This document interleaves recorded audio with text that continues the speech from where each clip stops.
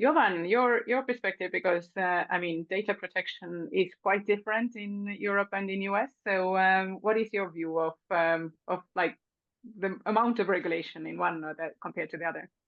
Yeah, always compare HIPAA compliance to GDPR compliance. And as also Matteo and Megan said before, somehow it's two different approaches. While HIPAA compliance is sectorial for US sector, it's been there since several years, not changed much.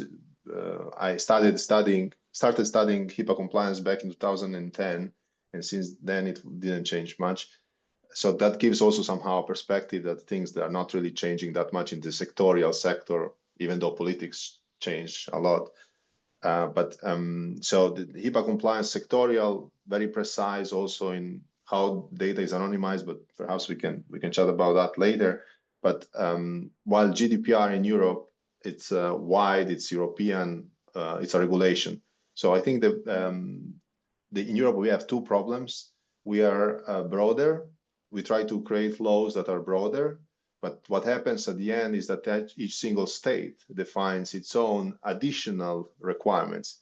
One example of this nightmare that is being created for startups and entrepreneurs, innovators, is the DiGA, Digital Therapeutics Reimbursement Framework in Germany, which is famous for many things. It's a pioneer framework, so it's good, it's great. It's a first thing. Also, it doesn't exist also in the US, so we are really innovating this space in prescribing and reimbursement of digital therapeutics.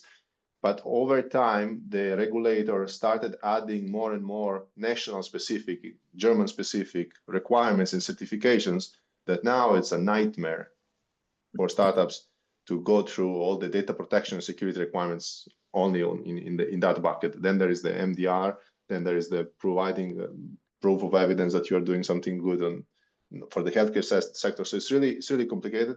So in Europe, we have this problem of creating national specific standards that are hard to keep up with.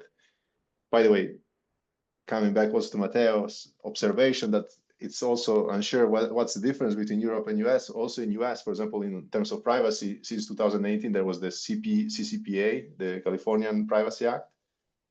Over the years, many states, there are 50, many states define their own privacy laws, not all of them defined, and there is no federal privacy law still in US. So also in US, there is a bit of a derailing in terms of privacy regulations and fragmentation.